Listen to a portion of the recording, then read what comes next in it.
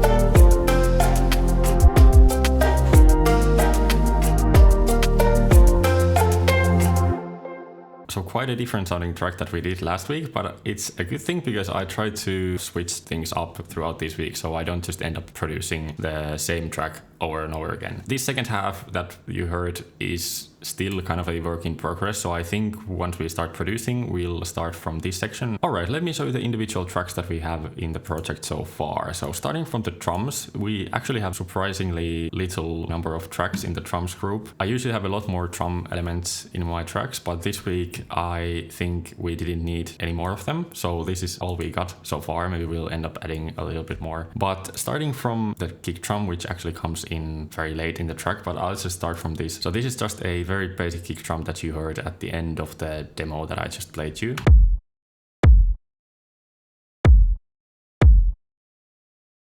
Then we have these two elements that kind of just play in the background all the time throughout the track. And the first one is a section from a loop that I found. And the section that I use in this track sounds like this.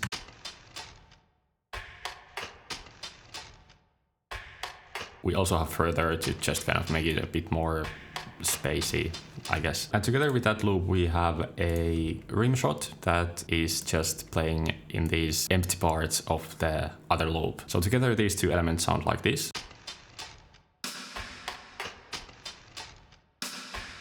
And the rim shot has a lot of reverb in it.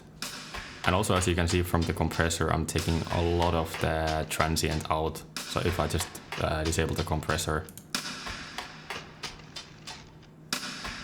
it's a very different sounding sample. Alright, then later down in the track we have a crash apparently, but it's acting like a ride rather. So it sounds like this. Just some added high end.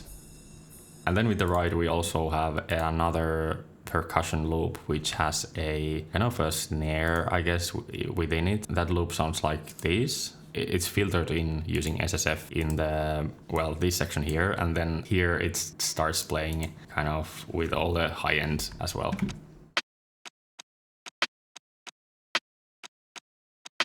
And then with the percussion loop we also have a shaker for this section. And we also have another SSF just automating the volume to just add a bit more dynamics to the playing.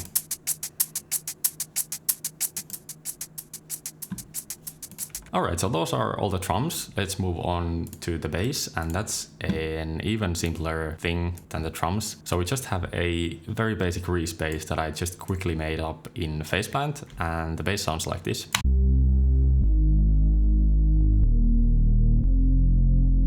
It's actually pretty clean in my opinion, one of the better Reese basses that I have done. I guess it's also kind of a dark Reese bass because we don't hear a lot of the mid-range of a usual Reese bass that you hear in, I don't know, drum and bass tracks and whatnot. Alright, then we have the main sound that's actually playing in the intro and also playing throughout the whole track in the background. So it's a preset from Augmented Strings, and I don't think I have done anything to the preset, so it's just the Courage, if you want to check it out yourself and you own Augmented Strings. Then I just added a lot of, well, not a lot of, just a bit of processing to make it fit slightly better in the mix, and then the resulting sound with the MIDI that I came up with, which was actually also the original idea for the track for this week, sounds like this.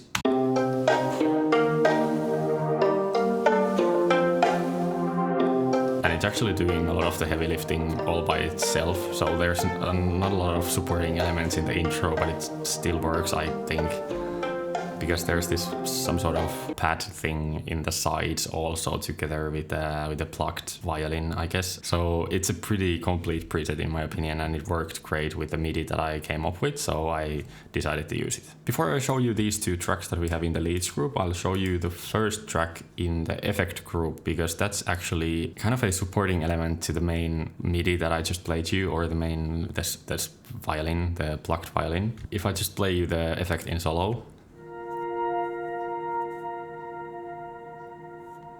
it's very plain on its own, but if played with the violin, I'll just call it the violin. I don't know if it's actually a viola or something else, but anyway, if played with the main melody, it sounds very cool, where it's kind of supporting the vibe of the other sound. So have a listen to this.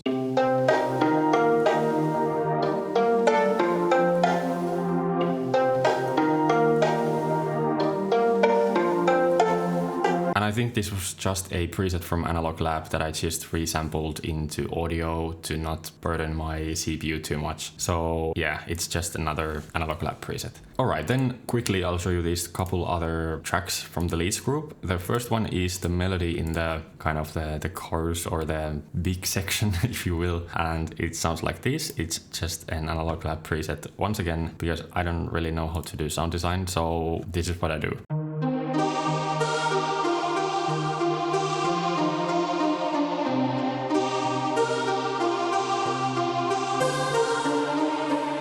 And then we have a third Analog Lab preset, which is just some chords, I think, or it's just, I don't know if these can even count as chords. They're just some notes to kind of support all the other elements and just add a bit more openness.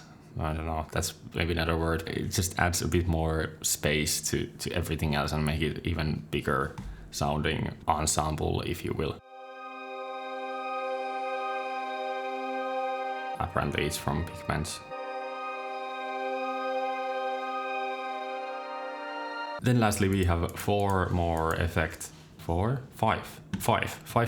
tracks. I'll just play you all the effects at once, maybe excluding the pad thing, so you can hear the transition with only the effects.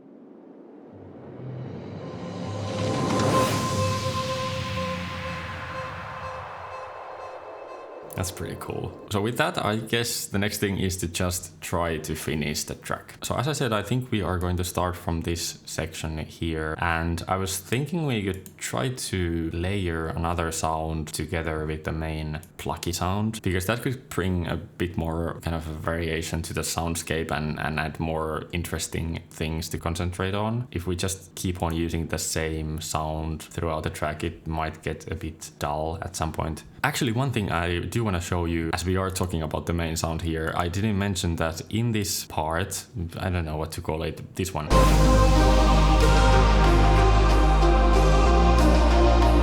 You can hear that the violin kind of just disappears into the background, and what I'm doing is I'm just enabling further with, I think, 100% reverb, yeah. So if I just disable further for that section, you can hear that it's entirely different sounding.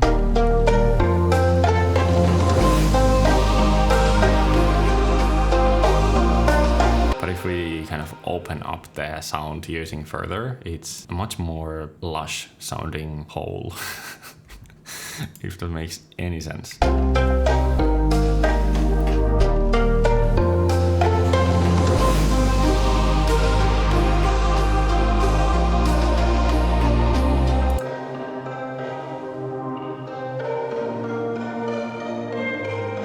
Alright, that's that. Let's try to look for a new layer for the sound. We could even try to design one ourselves. I don't know if that'll work, but I could try to use the new engine in Pigments. I never remember what it's called. Oh, the modal one, yeah. I think it's this one, because this one is actually very good at making plucky sounds sound organic in a way that it would be very difficult with a traditional synthesizer, I guess. So let's try to make something with this.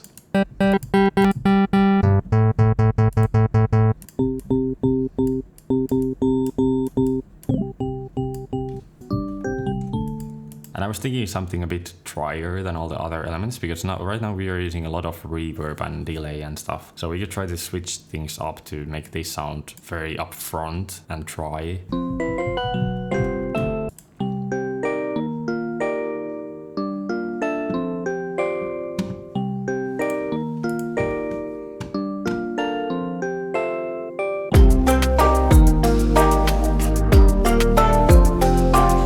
Apparently I also forgot to add sidechaining to the lead group, so let's do that now.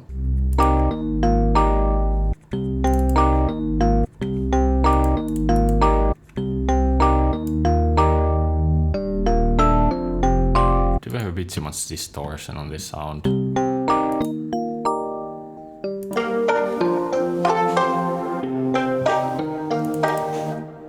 Maybe crumb it? I don't know. Let's try.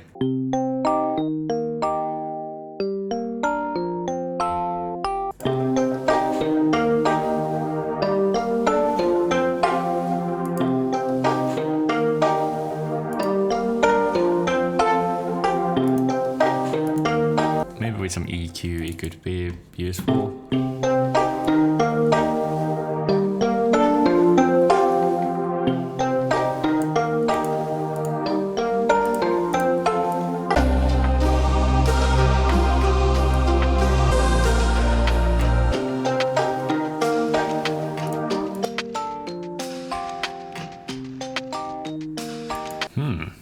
That's actually interesting. Should we try to do something where we kind of filter out everything else, and when coming into this section we add a kind of a very tiny sound compared to all the other elements, where we are just coming from this kind of big vast soundscape, we would switch into a very tiny soundscape. Let's try to make something like that. That sounds cool. I don't know if it actually is.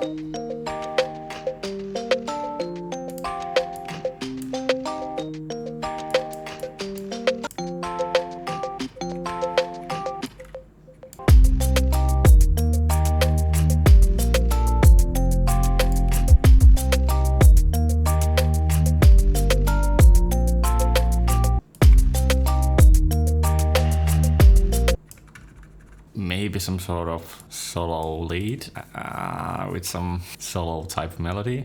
I'm not really good at those, but let's try something. I mean, maybe it's a good practice, and maybe I'll pull it off. I don't know.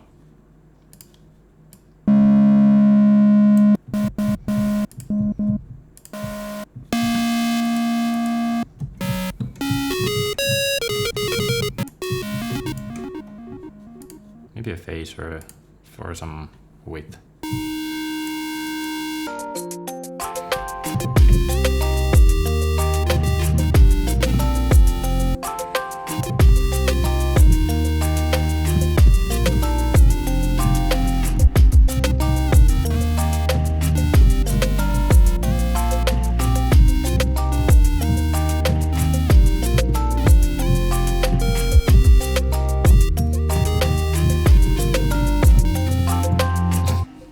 I think we just have to record something, and if it doesn't sound cool, then we'll just try again, and if it does, then we can maybe edit the MIDI manually, because otherwise I'm never gonna come up with a solo that sounds good and I'm able to replicate it for the recording. So let's do that. Well, that started great.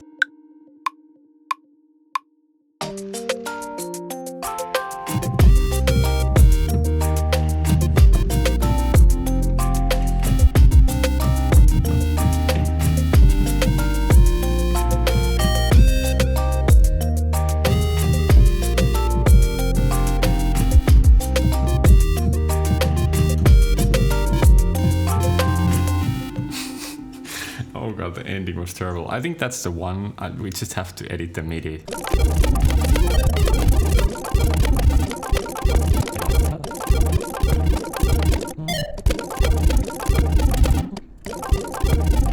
Alright, this is taking way longer than I expected, but let's try to get it done, because I think this could be a cool part.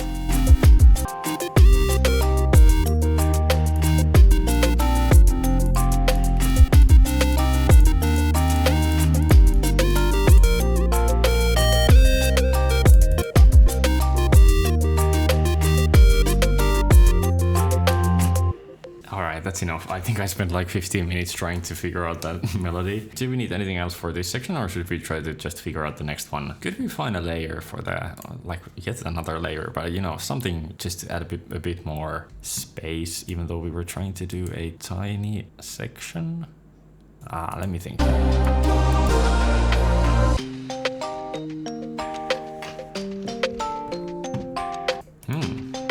I just got an idea.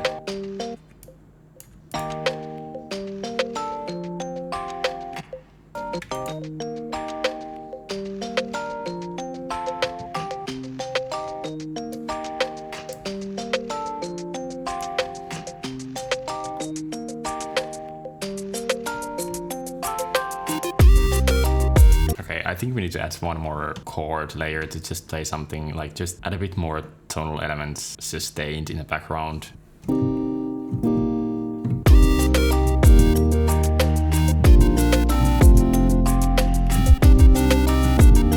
I thought that we couldn't go into F major, but apparently it works. A isn't part of the scale that we are in. This always happens to me. I'm kind of like, I constrain myself into these rules of not using any notes out of the scale or something like that. And then usually the times that I break those rules, I come up with the most interesting sounds. So yeah, I guess don't be afraid to break the rules that you set for yourself for some reason.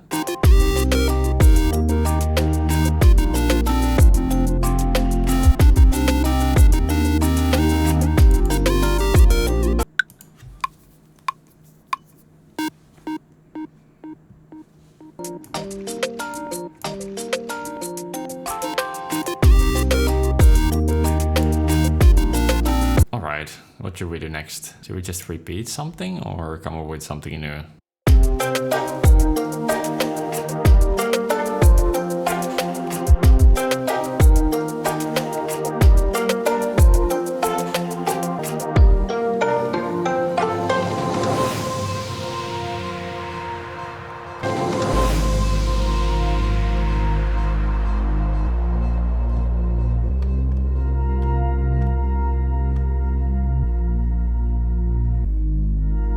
That's actually pretty cool with only the bass. Should we try to embrace that in some way?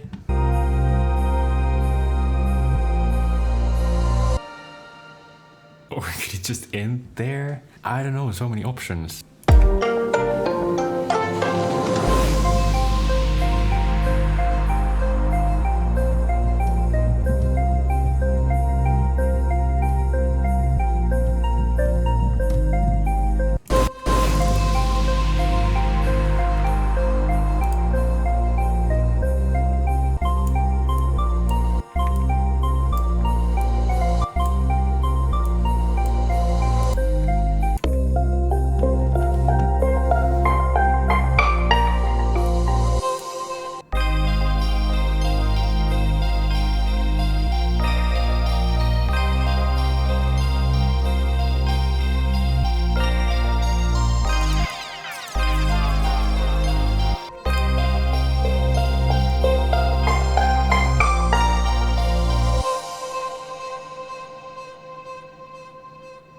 that could actually work. Let me just have one more listen through the whole thing to just kind of check if everything is as it should be, arrangement-wise. Well, I mean, of course, production-wise as well. And that could actually be it as for the production of the track. And as always, I'll just mix and master the track tomorrow after I've, rested my ears for a bit, because then it's easier to notice any mistakes. And then I'll play the full track at the end of this video. But let me first just listen through the whole track once more to check if everything is decent and all the transitions and sections work as well as I would want them to work.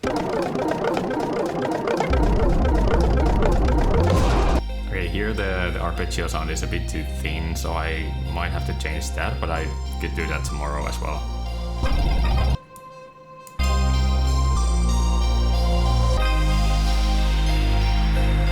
That's better. Okay, so the only thing that kind of caught my ear is in this section where we do the lead thing. These chords are a bit too... They come in a bit too suddenly. Let me hear them without the further and delay, the re-edit.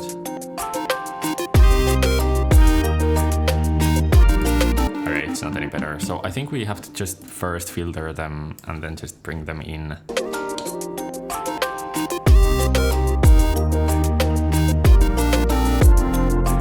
Okay, that's better. All the other sections that I did notice tiny details are probably for the mixing part, so I won't do those today. So I guess that then concludes the production of this week's track, which is pretty exciting. I think we were able to do the production fairly quickly this week, and I had a lot of ideas compared to last week. So I guess the bad weeks when you have no ideas and just don't have any motivation to produce, you just have to push through those, because eventually you are able to come up with ideas and produce new stuff, and it becomes much easier when you just kind of accept the hard weeks, and the next track is probably much easier to make as it was this time. So I guess that could be the lesson for this week. Anyway, I have no idea what I'm talking about. Thank you so much for watching this week's video once again. If you would like to see the future videos that I'm about to release every Wednesday throughout the whole year, be sure to be subscribed, and also please do like the video if you liked it. If you are interested in joining the challenge of producing 52 tracks in 1 year, you can join the 6Sample Discord server from the link down in the description. And on the server we have a Project 52 text channel where we share the tracks each week and give feedback to others, and that has been super fun so far. So if you'd like to join the couple of us that have joined the challenge so far, please do. You don't have to go the whole year, you can just maybe do the rest of the weeks in this year, or just release every month, or whatever feels comfortable for you. So feel free to come up with your own schedule, but either way we would love to have you on the server, so be sure to join if you are interested. I guess that's all I have to say for this week's video. So here is the full mixed and mastered track for week 27 of Project 52. I hope you like it, and I hope to see you next week for week 28. So see you then. Bye.